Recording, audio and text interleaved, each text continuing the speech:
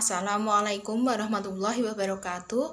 Perkenalkan, kami dari kelompok 7 akan membahas mengenai motivasi, proses berprestasi, efikasi diri, dan hubungan motivasi dengan konteks sosio-kultural yang beranggotakan 1. Novia Dwi Kesuma Wijaya, 2. Cindy Alvina, 3. Putri Handayani, 4. Anissa Dwi Aliza, 5. Bella Purnamasari, dan keenam Yandina Kokoya. Yang pertama kita akan membahas mengenai motivasi. Apa sih itu motivasi?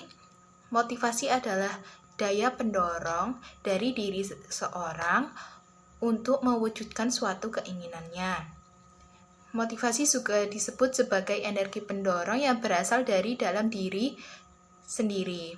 Tapi tidak menutup kemungkinan bahwa motivasi juga diperoleh dari pihak eksternal. Motivasi sangat erat hubungannya dengan keinginan dan ambisi. Bila salah satu dari keinginan atau ambisi itu tidak ada, maka motivasi pun tidak akan timbul. Dengan motivasi yang benar, kita akan semakin mendekati keinginan kita untuk segera terwujud. Biasanya motivasi yang besar bila ada dari seseorang itu memiliki visi yang jelas dari apa yang akan diinginkannya. Yang kedua, kita akan membahas mengenai jenis motivasi. Motivasi yang pertama adalah motivasi intrinsik, yaitu motivasi yang berasal dari dalam diri seseorang itu sendiri. Yang kedua adalah motivasi ekstrinsik, yaitu dorongan yang ada pada diri seseorang untuk melakukan suatu tindakan berdasarkan lingkungannya atau dipengaruhi oleh orang lain. Di sini cenderung kita meniru atau mencontoh perilaku dari seseorang maupun pemikiran dari seseorang. Teori motivasi yang pertama yaitu teori insentif.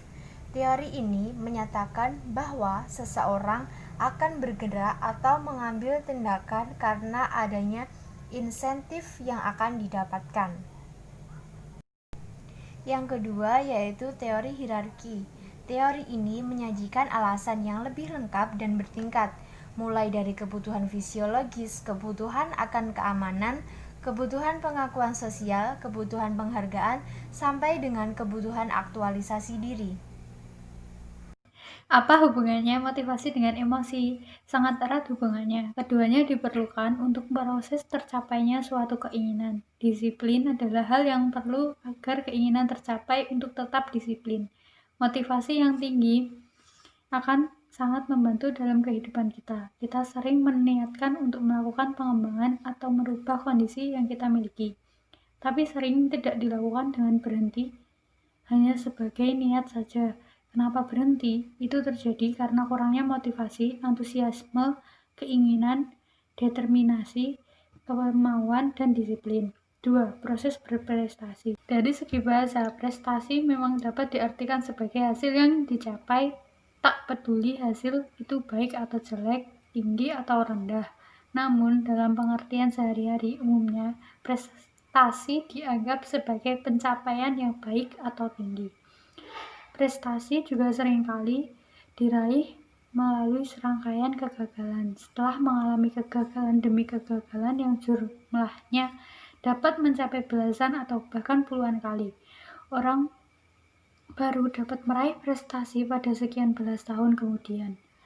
Kegagalan demi kegagalan tidak membuat patah semangat, melainkan justru makin memacu hasrat dan semangat untuk mencapai hasil tinggi sehingga kemudian dapat diraih prestasi.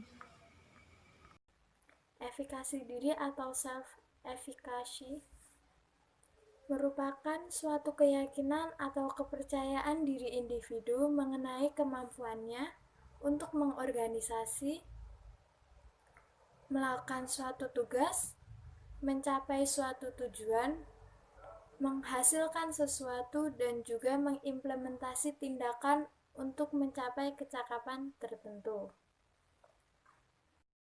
Efikasi diri menurut Bandura adalah kepercayaan diri individu akan kemampuannya untuk sukses dalam melakukan sesuatu.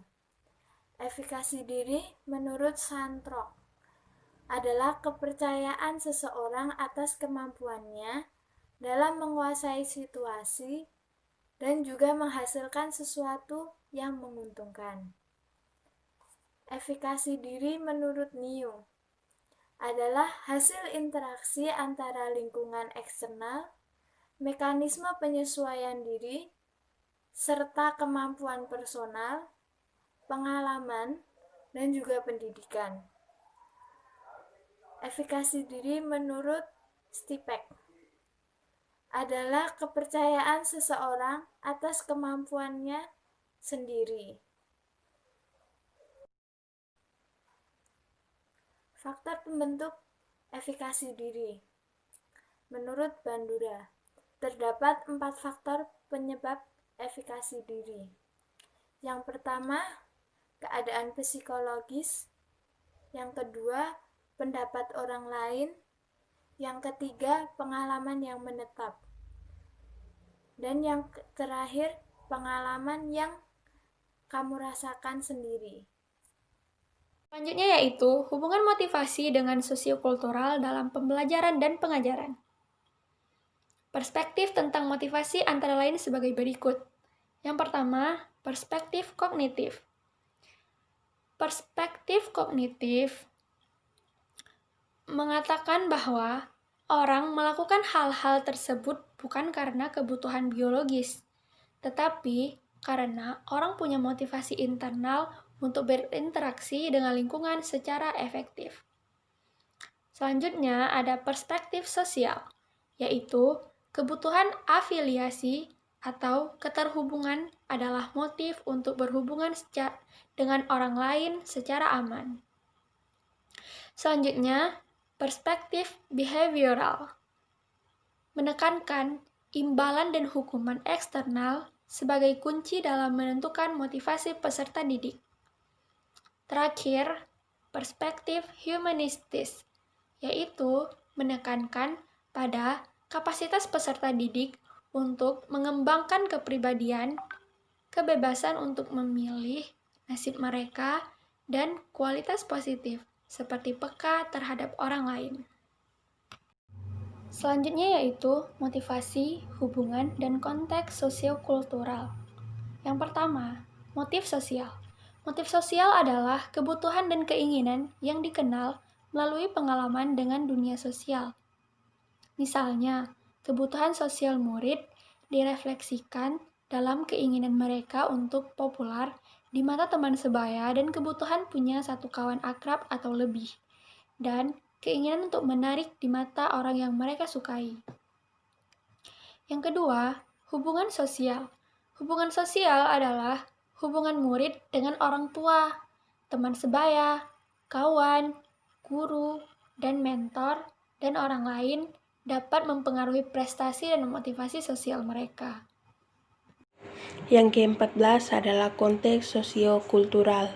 Status sosioekonomi dan etnisitas, diversitas, presentasi yang ada dalam setiap kelompok kultural juga penting untuk membedakan antara perbedaan dan defisiensi atau kekurangan.